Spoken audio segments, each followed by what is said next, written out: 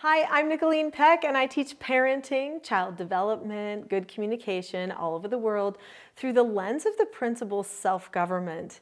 And in this video, I'm doing something that might surprise some people. I'm going to be talking about how to teach a child to count to 20.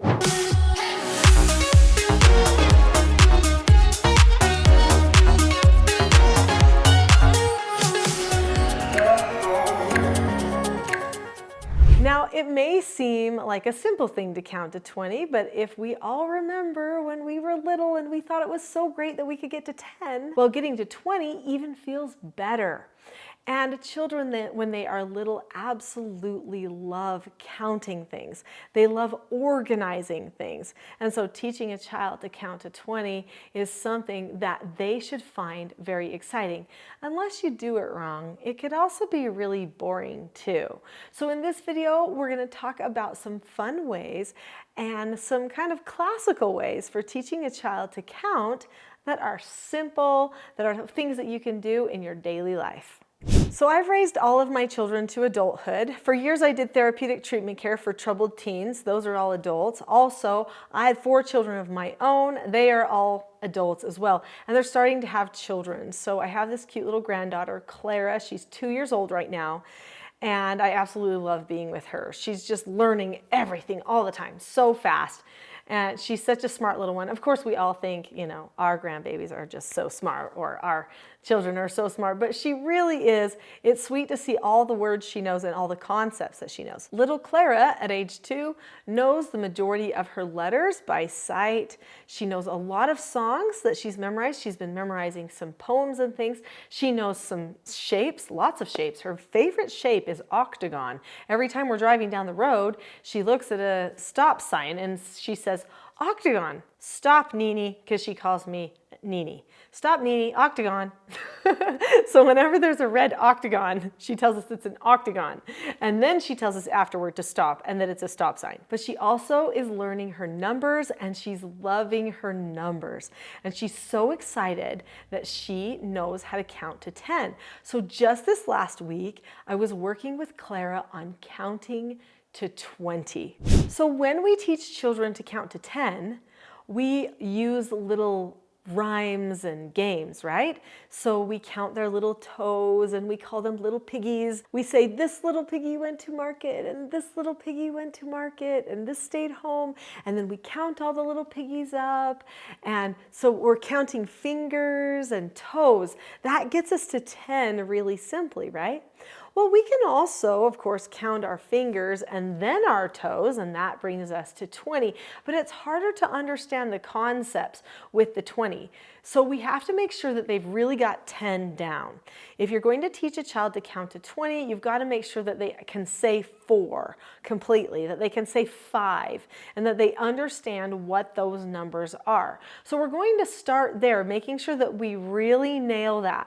Because then when we get to things like 14, 15, 16, 17, if they know how to say the words well and they understand the sound of those words and they also know the order they come in, it will start to make more sense when they are getting into those larger numbers and they're starting to hear some of those same words following after each other as well. When they get to after 10, then they have a problem because there's weird things that don't sound right. They don't sound like 1 and 10. So 11, it's a whole new word. It doesn't seem to match the 1 and 10 philosophy. Because really, counting to 20 requires 10 base math. We have to get 10 down, but then after that, we're basically using our 10 base math that we already learned before to get to our larger numbers. And once we can hit 20, it's easy to get to 30, 40, and 50. It's just that getting to 20 that is tricky. So one of the number one things you got to make sure that you do is you're not pushy, that you're very patient with the process. Children learn at different rates. Some children pick it up really quick, like Clara. She picks up everything really, really fast. She's 2 and she's counting to 20. Okay, but some children, it could take them until they're 5 or maybe even 6 before they really understand this concept of the teens and how to use that base 10 and add to it. Because basically it's 10 now. It's my 10 fingers plus 1, which is 11. And it's my 10 fingers plus 2, which is 12. And I have to learn some of these new words, right?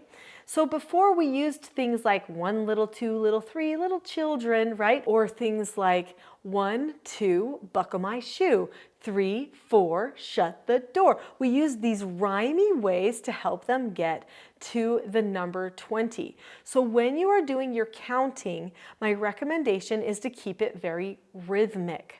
When you have the inflection in your voice sound the same every time that you say the number 6. 6.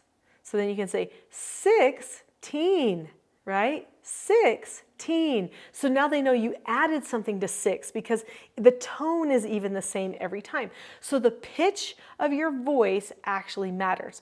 As we were driving down the road and I was just saying the numbers to Clara, she was able to follow the pitch and pattern in my voice, and then she started understanding. So I would say, "Oh, Clara, what comes after 16? And she said, 7. And I say, "That's right, 17. So now she's learning the pattern. It follows the same once we hit 10. Also, if they know their letters ahead of time, it's better. So if they can see what 10 looks like, it's going to be helpful. Now, Clara is 2. She has number recognition for 0 to 9. And she does not have number recognition really after that because now we're adding 1 and 0, and that's a little bit busy for her 2-year-old brain. But she can learn it audibly. So that's how she's learning it right now. But if they have also recognition of the numbers 1 through 10, then it's easy to just say, okay, now we're going to add 1 onto it. Now, if you follow this channel, you probably have found out that I homeschooled all of my children. And I really love the idea of every parent thinking of themselves as a homeschooler, even if you're not planning on actually being the math teacher at home and teaching the reading at home. Well, okay, guess what? Every parent ends up teaching reading at home. That's just what happens if your child's really going to get it. So every parent is actually a homeschooler. It's just the ones who say, yeah, I'm going to homeschool my children. Whenever they're with me, I'm going to homeschool them. They're the ones that are lucky because they're more deliberate in their actions and they have some just beautiful memories and things that they can cherish throughout their life, and that their child can too. The child experiences increased bonding, which is lovely. So anyway, I'm going to share with you a few little homeschool hacks, things that I did when I was teaching my children when they were little, and some of those things I still have alive today. Paper plates are amazing because we can use our little paper plates to teach concepts of numbers. So these were made for my oldest child. He is 27. These paper plates are 27 years old. I pulled them out of my filing cabinet. I've used them for everyone. Okay, so we write 1 on the plate. We put 1 dot on the plate. So 2 is going to have the number 2 and 2 dots, right? And the dots are usually at the top so that they can see that's the way that it goes. 3 and 3 dots. Anyway, we go all the way along until we get to 10 and 10 dots. Well, now we can take our numbers and we can say 10 plus 1 more dot. Let's count 10 plus 1 more dot. Now we can count 11 dots. Then we can write the number 11 for them somewhere else if we want to, or we could cover this over and we could show them, look, 10 plus 1 more dot. If we count them all up, that's 11. And this is what 11 looks like. So now we're going to do 10 plus 3 more dots. So we count up first 10 dots plus 3 dots, and then we just cover the plate over and we say, that's the number 13. 10 dots plus 3 dots. So see, we can count so easy. Just using paper plates. So simple. Now you could use like a flip book or something like that as well, where you have like, it goes 1 through 10 on one side, and then on the other side it goes 1 through 9, or 1 back through 0 again or something, and you could flip the numbers back and forth. But I loved this because I could have the dots and we could always do the math with the dots. So technically they're learning basic addition. They don't even know they're learning addition, but they are as you just count. Just count the dots together and see when we put them together how it makes a new sound, right? Okay, so you would have to make, when you get to 20, you would have to make a new plate that has 20 dots all the way around it and that has the number 20, because then to learn past that, you're going to do 21, 22, and you're going to start counting the dots again. Learning numbers is just counting. That's all it is. And so we want our children to just see it very physically, tangibly. That helps them understand the concepts so much more. Don't forget to count so many of the things around your house. There are many things that have lots of pieces to them that you can count. There are games, there are pieces of silverware, paper clips, toys. As you're cleaning up, start counting. That's what I did for Clara. I started counting how many bites she was taking. So many parents say to their children, okay, you just need to take 3 bites and then you're done. Instead, I say to Clara, Clara, let's see how many bites we can take. And so then I just started counting the bites. And I got to 11 and she was intrigued. 11? Everything for a toddler stops at 10, right? And then 12. And then in between bites while she was chewing, I started counting on her little toes and her little fingers. Oh, there's 10. And then if we add 2 more, that's 11 and 12. And so then she started seeing the dot concept played out on her digits. Okay, as she was counting them while we were chewing, and her brain was at ease because she's just chewing. She had an easy time focusing. So meal times are great times to count things as well, and try to get up to high numbers, because those little peas on the plate, there's probably going to be 20 of them, or the little pieces of cereal or Cheerios that are in the bowl, those are easy to count, right? I love keeping dice around as well. So this is just a stack of Tenzi, but dice are a great way to teach larger numbers. So what you can do is you could take 2 dice that are green and you could have them rolled at a 10, right? So 2 5s together. I would go with that instead of the 4 and the 6. It's harder for them to keep track of. But just go with 2 5s and you count the dots and say, that's 10, okay? Then you can roll the yellow dice, and that gets up to 6. That's going to get you up to 16. So every time you roll it, you're going to say 10, and then let's count this.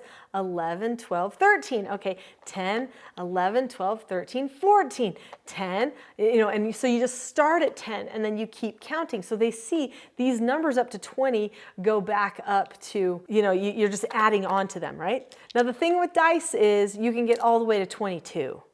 So that passes 20. But then they'll start understanding the concept. You could take your green dice for 10 and your yellow dice and put them at 10 and call them 20. And now you could start rolling a pink one, right? So these colored dice can help you learn the numbers and keep them in order. So what I have here is a tin of Dominoes. And I love Dominoes, especially you can get Dominoes that have larger numbers in them.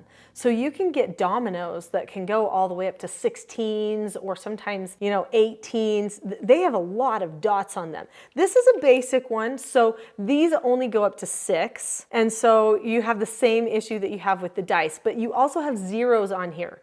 You have none. And so that's a fun concept to work with. Super cheap. You can do the same type of thing that you were doing with your dice that you can do with your dominoes, okay? So you can have certain dominoes that represent a certain number. You could even have this one, 1 and 0, represent a 10 if they understand the concepts of the numbers and they don't need to count them up anymore. And then you could start adding other numbers to it and you could start adding those numbers together. So really learning how to count to 20 is doing basic addition, and that's why some children struggle with it. It takes them a little bit longer because they have to understand the concept of adding some numbers to other numbers as well. Now, a lot of the things I teach on this channel are about child development and education, but there are even more things on this channel that are about self-government. They're about behaviors, communication, solving the tantrums, the whining, the angers, that type of thing. That's what most people come to me for. And I'm asked to speak at a lot of education conferences, homeschooling conventions, stuff like that, because people want the parenting knowledge. So if you've landed here on this channel and you're learning about numbers and counting, you may want to take a peek also at some of the parenting stuff, because there is a gold mine of parenting knowledge here, stuff that is not anywhere else on the web, that you can use to have calmness and positive attitudes in your parenting, but also be able to get things done and help your child be as happy as possible. If you would like to learn a little bit more about what I teach on this channel, there's a great full-length class. It's kind of an overview of some of the skills and principles of self-government. It's called The Not So Known Secret for Parenting Success. So if you click on that video now, I'll see you there.